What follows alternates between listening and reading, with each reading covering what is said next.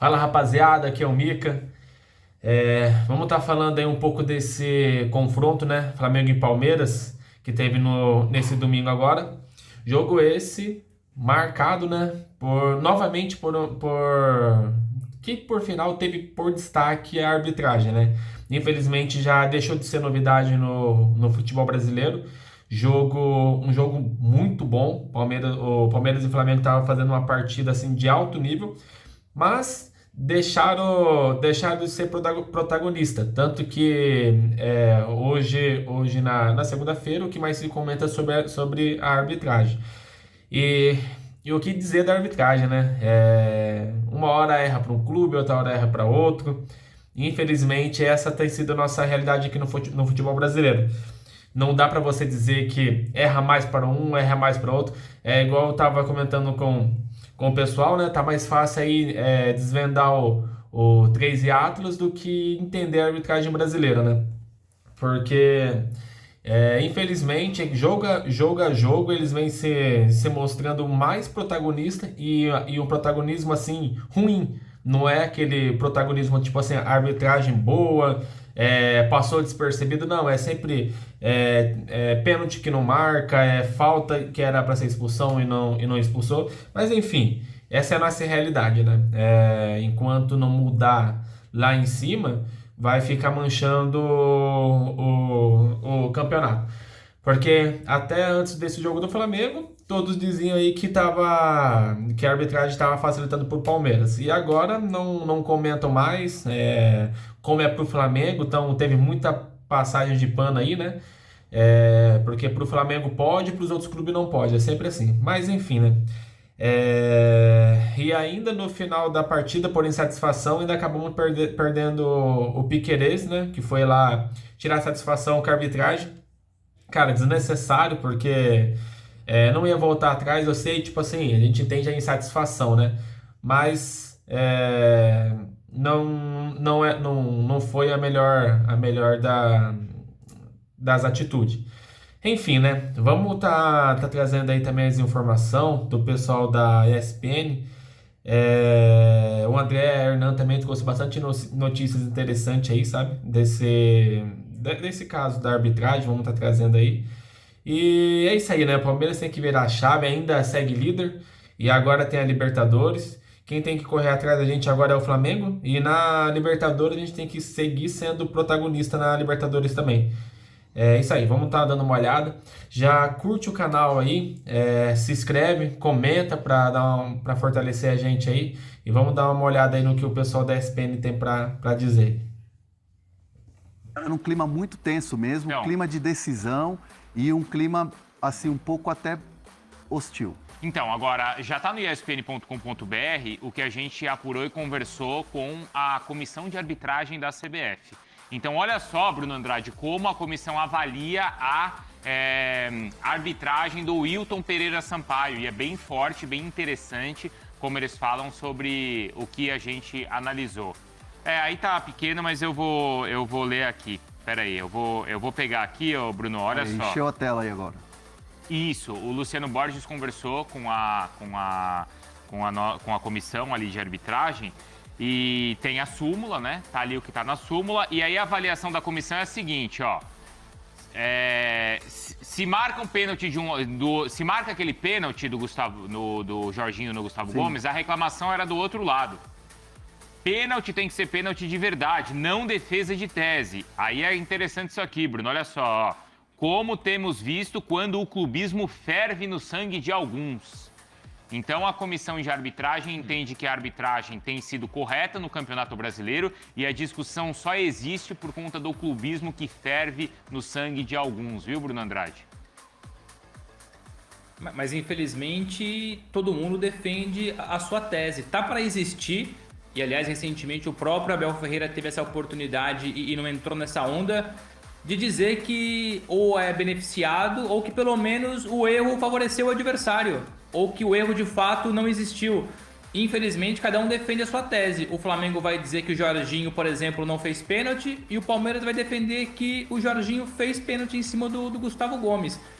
Claro que as declarações da comissão de arbitragem são fortes, Mas é bem verdade que sempre foi assim, infelizmente sempre vai ser assim, cada um defendendo a sua tese, nunca olhando para o mesmo lance da mesma forma. Infelizmente não há uma coerência para o bem e para o mal, independentemente de ser Palmeiras e Flamengo. Eu tenho a minha opinião, eu tenho meu palpite, mas o nosso programa não é de opinião, basicamente, é de informação. A informação que o Luciano Borges traz é essa, e passa claramente a imagem que a comissão de arbitragem, eu vou tentar usar a expressão mais correta possível, de saco cheio, acho que essa é a expressão mais light possível, de saco cheio de tanta reclamação.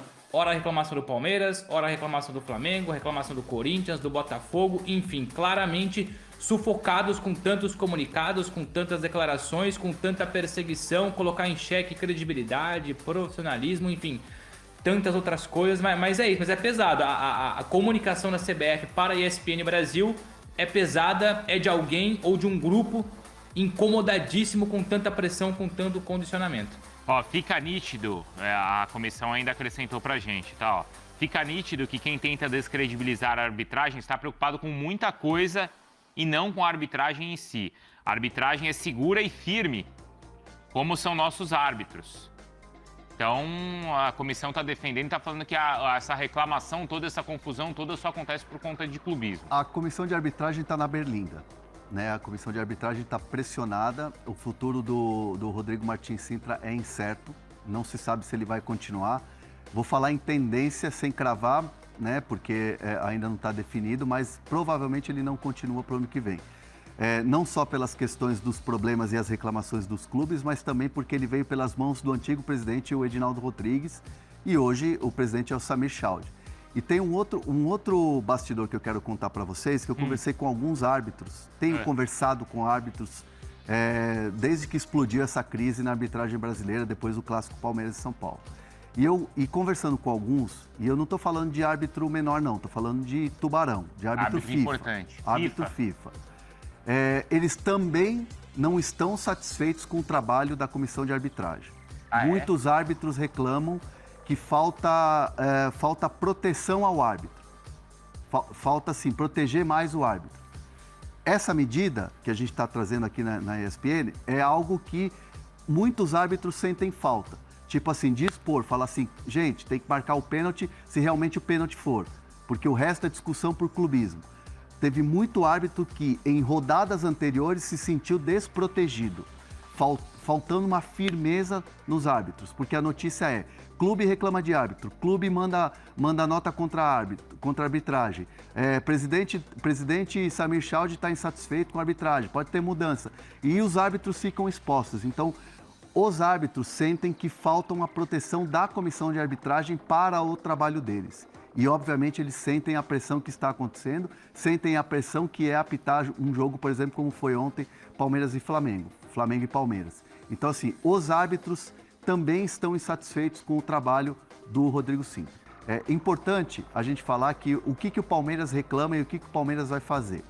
O Palmeiras não vai emitir nenhum comunicado, não vai fazer dossiê, não vai fazer nada disso. O Palmeiras está sim insatisfeito com a arbitragem e o Palmeiras vai aproveitar a reunião que tem toda segunda-feira com a comissão de arbitragem, os clubes e a comissão de arbitragem. Tem toda segunda? Toda segunda-feira tem essa reunião. É uma reunião que é online, né? Porque não dá para juntar todo mundo, mas a comissão de arbitragem, a direção da CBF e todos os representantes de clubes.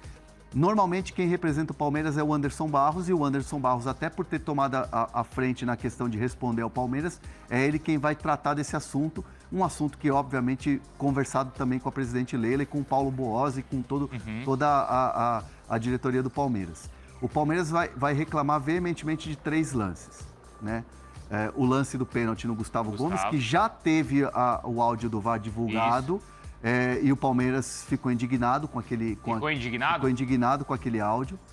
Vai falar sobre o empurrão do Pedro no Fux, no lance que depois teve o pênalti. E na origem dessa jogada, uma falta em cima do Vitor Roque. Aliás, eu recebi um frame de uma pessoa importante do clube, um frame daquela imagem do Vitor Roque sendo agarrado, e o texto era, André, se isso não é falta, eu sou um astronauta. Disse essa pessoa da alta cúpula do Palmeiras para mim. Sério? com o frame. E assim, a reclamação vai ser muito nesse sentido da comissão de arbitragem desses lances, porque o Palmeiras se sentiu muito prejudicado ontem.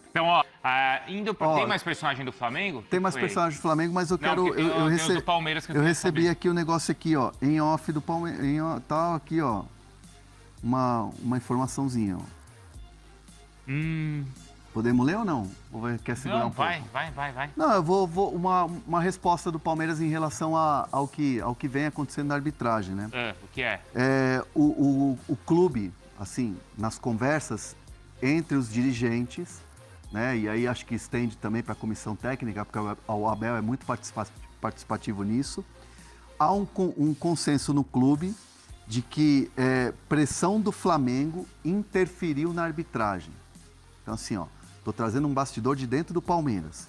O Palmeiras está em consenso de que a pressão do Flamengo interferiu na arbitragem do Wilton e no VAR, que acabaram não marcando o pênalti no Gomes. E assim, muito essa pressão na ideia do Palmeiras, no consenso do Palmeiras, essa pressão do Flamengo falando a semana inteira que o Palmeiras foi beneficiado, que o São Paulo foi prejudicado, que o Flamengo comprou a briga do São Paulo e teve aquele protesto lá da CBF Verde. Então, tudo isso sendo falado, tudo isso sendo exposto, pressionou a arbitragem que ficou com aquela ideia de que o Palmeiras estava sendo beneficiado. Então, assim... talvez por isso o Wilton não tenha marcado o pênalti no começo do jogo, na visão do Palmeiras. Na visão do Palmeiras. É consenso do Palmeiras, em conversas, em reuniões, de que o Wilton e o VAR, né, no caso, não marcaram o pênalti porque tiveram aquela coisa do Palmeiras. Bom, vou repetir, tá, pessoal? Esse é o bastidor informação do Palmeiras. nova que chegou agora. Informação que chegou agora. A gente já conversou com o pessoal da comissão de arbitragem e para a comissão de arbitragem tudo certo. Para a comissão de arbitragem, essas polêmicas todas no futebol brasileiro só existem por conta de clubismo. Tá? Essa matéria já está no espn.com.br. E só complementando que a gente está falando aqui, trazendo que essa temperatura, essa coisa quente do Palmeiras, o que eles estão achando e tal, teve só um complemento aqui, que o Palmeiras também questiona muito o jogo do primeiro turno. Sim. Porque o VAR chama e recomenda a revisão no pênalti que o Murilo fez no Arrascaeta. Sim. Né? Então, assim, teve uma recomendação, chamaram o árbitro e foi marcado o pênalti. Então, o questionamento do Palmeiras é por que muda de um turno para o outro? Então, por isso a insatisfação tão grande do Palmeiras. E aí, na visão deles, muda de um turno para o outro por conta da pressão. Na visão do Palmeiras. E aí aquela coisa, né? Não teve diretor nem treinador no primeiro turno do Palmeiras acusando o time de ser beneficiado. Que é o que fez o Boto, acabou fazendo o Felipe Luiz. O Palmeiras também questiona essas falas, como já fez ontem publicamente. E aqui na minha apuração também eu ouço de novo aqui, leio de novo, né? No caso, essa questão do Felipe Luiz ter falado e do Boto ter falado e que isso ajuda a pressionar e que isso acaba sendo injusto com o adversário ali. Bom, esse foi o pessoal da ESPN, né? Trazendo aí.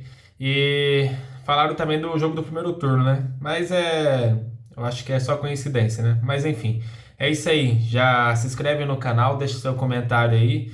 Tamo junto, até a próxima.